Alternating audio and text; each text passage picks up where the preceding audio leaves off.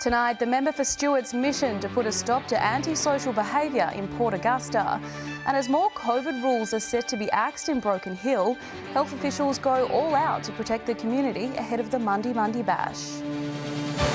From our 7 Spencer Gulf studios, your nightly news with Madeline Kerr begins now.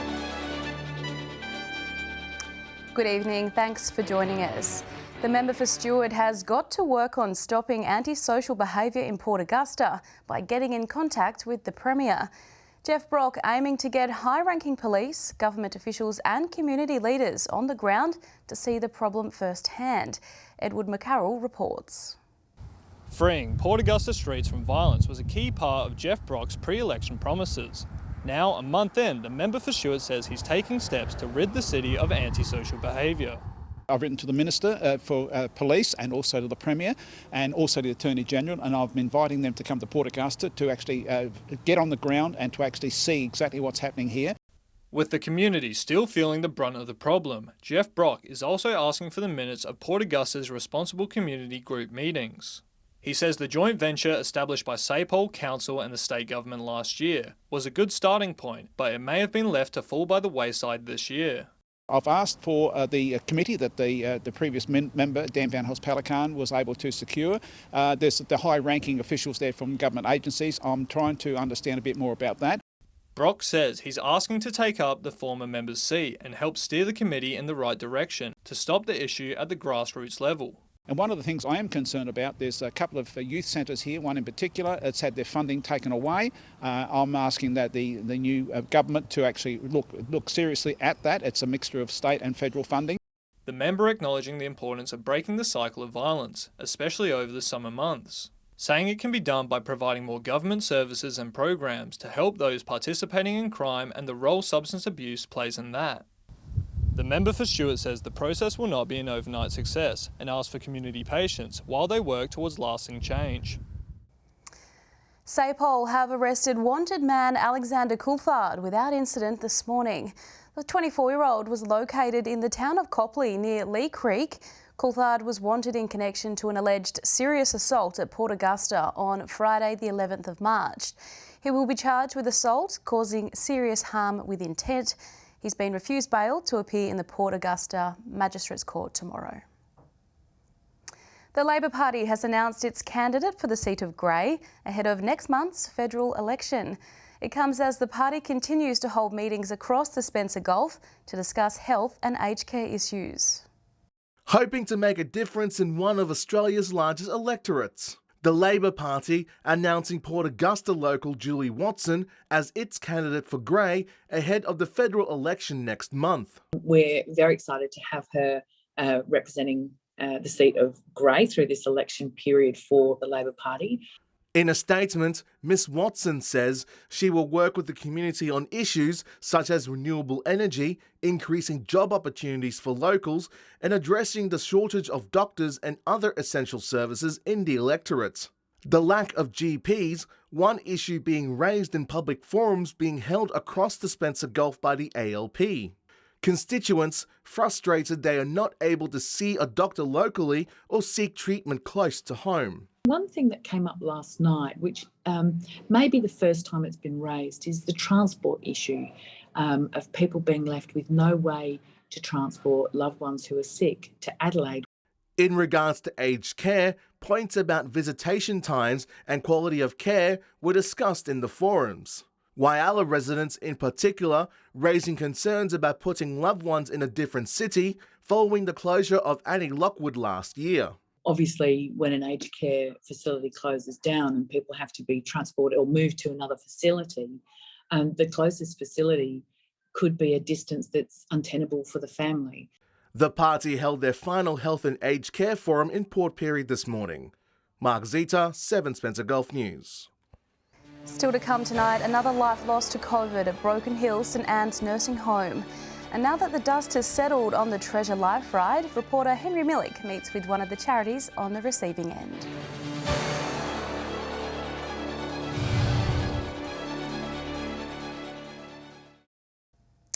Welcome back. The Far West Local Health District is expecting a spike in COVID case numbers over the next few weeks as tourists descend on Broken Hill and Silverton for the Mundi Bash. Health officials are making sure all visitors are prepared by handing out rapid antigen tests at campsites and at the event. Good news for the Far West. The 7-day rolling total of COVID case numbers is down 30%. Which CEO Umit Agus says is going against the trend. Last week, we've had about a 30% drop. So we had 386 positive cases compared with 534 the week before. While it's good news for Broken Hill and surrounds, the local health district isn't getting ahead of itself, especially considering the full impact of the Mundi Bash won't be known for a few weeks at least. If the numbers remain as they are, then what that will tell us is actually we are over the worst in terms of the peak that we're expecting, that it may have come early and it has peaked.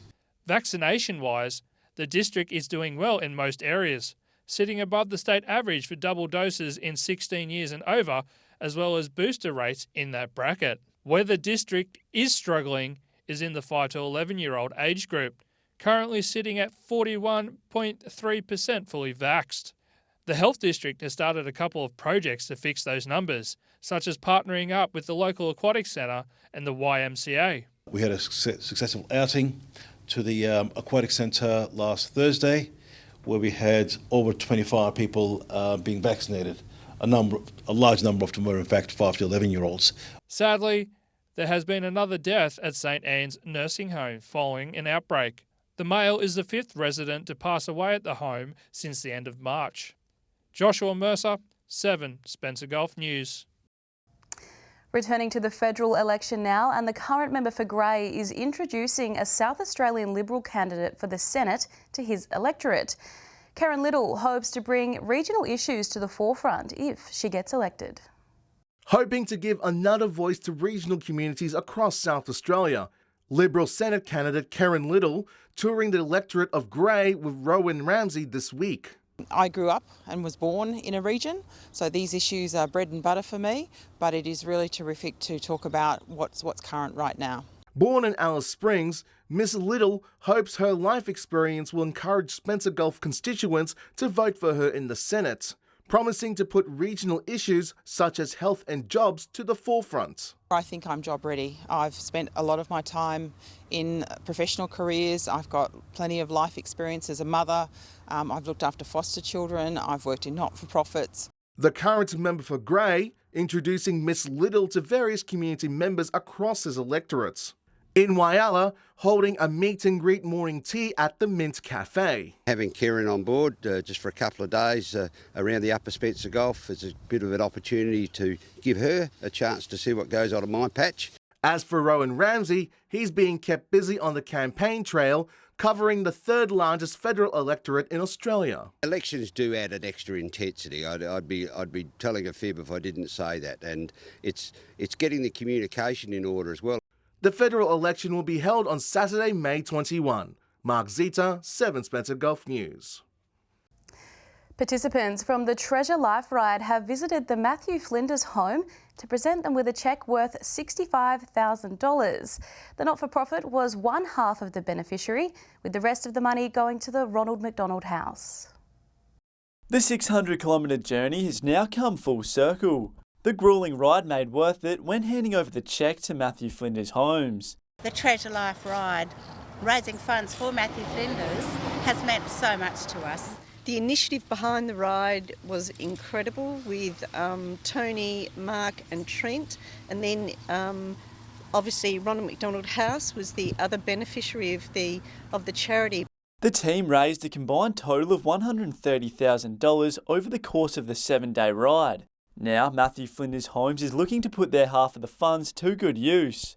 But we've got all new beds coming, we've got new soft furnishings for the home, we've got TVs going into the rooms for all new TVs, we've got new nursing stations going in which benefits our residents in the long term, so our staff can be closer to them. The CEO of Matthew Flinders Homes saying the funds will help with the construction of its new facilities. Our major refurbishment, which is going to really benefit the residents in the future, to have the community recognise that and want to contribute and want to be part of that journey, to us it means a huge amount. The completion of the build not too far away. There's a few little hiccups as it happens with most buildings, but we're on target for the middle of the year, I guess. Yeah, without putting a firm date around it, I guess that's probably where we're at this time. Treasure Lifeline will now make their way to Adelaide to present the rest of the funds to Ronald McDonald House. Henry Millick, 7 Spencer Golf News. Stay with us after the break. Confusion in Whyalla after household rubbish ends up in compost bins, and Port Augusta Gallery puts on creative workshops for local kids.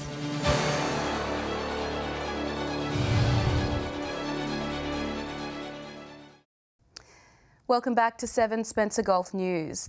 Lifeline Broken Hill's Tip Shop has moved to its new showroom, opening up to the public on Wednesday.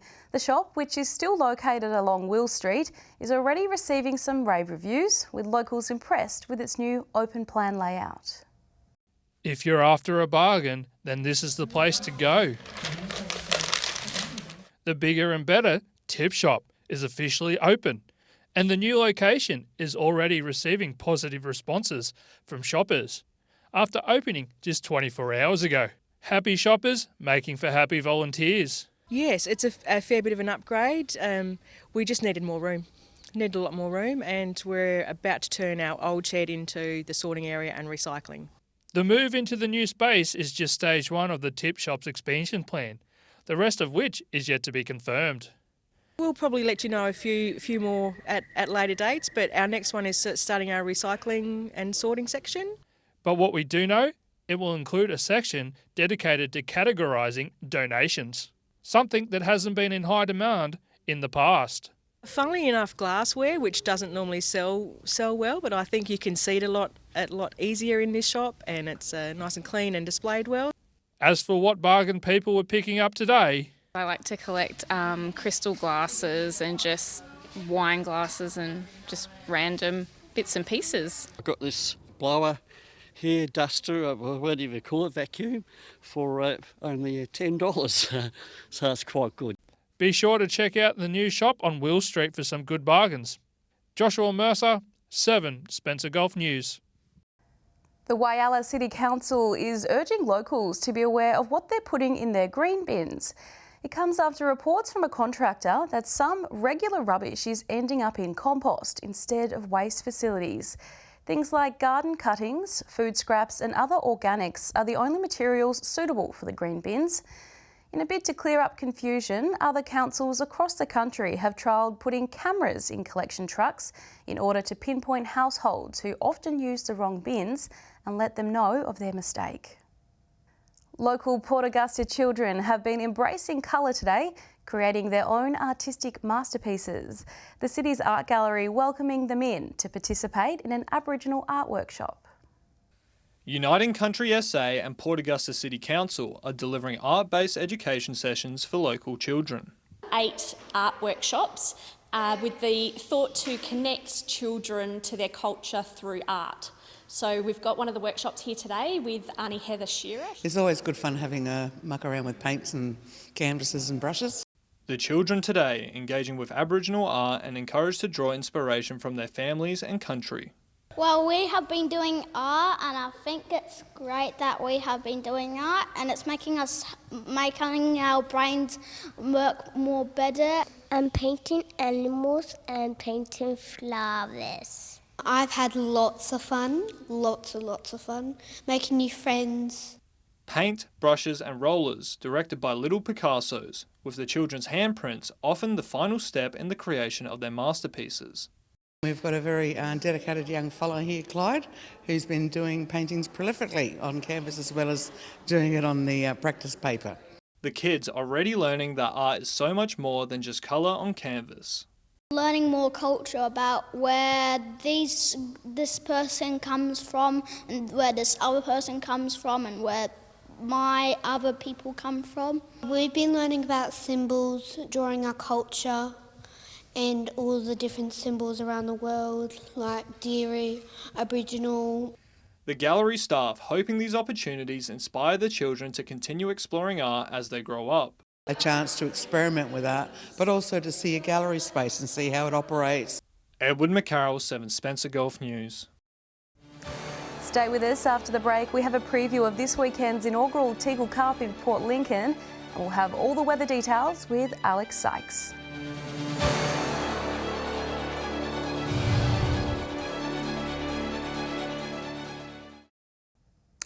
Welcome back. The Sandful is making its way to the Eyre Peninsula for this weekend's 4th round clash in Port Lincoln. A Norwood home game will see the side take on West Adelaide, with both teams set to battle it out for the Teagle Cup. An exciting week for Port Lincoln football, seeing the return of the best homegrown Eyre Peninsula players. Eyre Peninsula product 3-4 for the year so far from Tahini, and this one is just what they need, so we're all square here in the parade. Cam Tahini, one of many EP locals representing the Norwood Football Club, who will be taking part in the inaugural Teagle Cup. So we've got the Teagle Cup where Norwood are playing Westies over here for premiership points, and we're really excited and really proud to be able to sponsor the event. I think it's a great sign from Norwood about how invested they are in Eyre Peninsula and yeah, as a development area, and they're really trying to show their support. The match marks the first ever Teagle Cup and is set to be a major drawcard for the township. It's a Redlegs home game, so they've managed to charter 7 flights to get the whole team and Westies and all the support stuff over as well. So it'll be great for the town, and yeah, really looking forward to the game. The Port Lincoln Football League working hard to get the venue ready for the matchup. We are developing, trying to finish our undercover space here at Centenary, so hopefully that'll be a great new addition. But yeah, we're looking forward to it, and hopefully we're well prepared to support hopefully a really good crowd. While West Adelaide is yet to score a win in its premiership campaign, both teams will be coming in strong and looking to get their hands on the piece of silverware. Absolutely, there's a Teagle Cup, and it's going to be on showcase at the game, and it'll be the cup that's used every year from here on in. The footy will continue on Centenary Oval the next day, seeing Marble Range take on Waybacks for the Anzac Day match. Henry Millick, 7 Spencer Gulf News. Get your pen and paper ready or press record on the telly, because it's time now for this week's fishing tips across the Spencer Gulf. Let's kick things off with our expert in Port Augusta. G'day and welcome to this week's fishing tips from Port Augusta, Jewel of the North. Well, beautiful weather over the Easter break, lots of fish caught. King George whiting are plenty at the moment. Some snooker getting caught on the trawl and also some salmon mixed in there. Blue swimmer crabs can still be caught. The tip there is try a little bit deeper, and as always wait about 10 minutes before you have first pull, and then you'll start getting them in 2s and 3s. There are some flounder and flatter getting caught for the people trying to get some King George whiting. But also the squid are just basically everywhere at the moment, as you'd expect. They're a little bit smaller, but they'll start getting bigger over the school holidays. So trying for them, last 20 minutes, last light drifting on the shacks, you're bound to catch a good feed, if not bag out. That's all we have from the Jewel of the North. G'day and welcome to this week's fishing tips from Port Lincoln. Starting up around Tumby Bay, it's not a lot of news this week, but there has been a few flathead caught from the beaches around there. Moving down to Port Lincoln, the squid are starting to improve around town. Places like the Town Jetty and Murray's Point with the easterly winds have been pretty good. Late in the afternoon is probably your best bet. The whiting is starting to improve around the bay a little bit. Places like Proper Bay and the Monument have been pretty good for the boaties. The guys in the boats have also been finding a few snook, tommies and a few flathead as well. Moving down along the south coast, the salmon are starting to improve along there. The fish is still generally pretty small in that 2 to 3 kilo bracket, but there's some schools getting around down the coast there with a few sharks around them as well. Offshore news from Coffin Bay has been really good lately. The guys have been finding a few Samson fish around Greenleaf Island, and the tuna have been best around the islands as well, with better catches coming from the hummocks to the Rocky Island region. That's about it for this week. We'll see you again next week. Always good tips there. I do love tuna. Speaking of fishing, time now for some weather with Alex Sykes. Alex, what are the chances of getting the boat out this long weekend? Thanks, Maddie. Well, Saturday will be our only chance to get out there, as unfortunately showers are forecast Sunday and Monday. I'll have more detail on that in just a moment. Let's first take a closer look at today's conditions. From 3 p.m, it was partly cloudy across the region. Port Pirie was 22, Whyalla was 20 and Port Pirie was 23. Looking further out now, Port Lincoln and Kadina were both 19, Broken Hill and Adelaide both 20, Woodna was 23, Clare reached just 18 degrees. Cooper Pedy was partly cloudy and 24. Taking a look at the satellite image now, cloud pushing through southern South Australia with onshore winds is bringing light showers to coastal areas. High clouds skimming over the rest of the state with a trough is not rain bearing, mostly clear in the northeast with high pressure. Moving on to tomorrow's weather outlook now, and we'll start with the Gulf waters. Southeasterly winds 10 to 15 knots, seas around a metre, and south to southwesterly swells around a metre. Partly cloudy across the region again tomorrow. Port Lincoln and Cleve both set to reach a top of 19 degrees. Woodna is set for a max of 22. Whyalla will reach 20. It's set to get to 23 in Port Augusta, and Kadina will have a max of 21. Port Pirie will reach 23. Clare is only set to top 17 degrees, and Broken Hill will get to a high of 18. Taking a look further through the week now, starting with the all-important weekend weather forecast. Mostly sunny in Port Augusta, Kadina and Broken Hill, all set to reach 23 on Saturday. Port Pirie will get to 24 degrees. Port Lincoln will be partly cloudy and 19, Whyalla 20. To Sunday now, and there will be showers across most of the region. As previously mentioned, rain at times in Woodna and Cooper Pedy. Possible shower developing in Whyalla with 24 degrees. Partly cloudy in Broken Hill with 24 also. Port Pirie to reach 28, Port Lincoln 22. Let's take a look at the Anzac Day forecast. Expected for Monday. Sadly, those showers will continue into next week. Whyalla and Kadina will both reach 23. Port Pirie will have a shower or two and get to 25. Woodna and Port Lincoln at both 21 degrees. And across the border in Broken Hill, it will be partly cloudy and 23 degrees. So not good news there for the back end of the long weekend, Maddie, but I have no doubt we'll still make the most of the extra day off. And that's all the weather from me for tonight. It's back to you. Thanks for that, Alex. And that's our local news this Thursday. I'm Madeline Kerr. Thanks for joining us. I'll have some news updates later. Until then, enjoy your evening. Good night.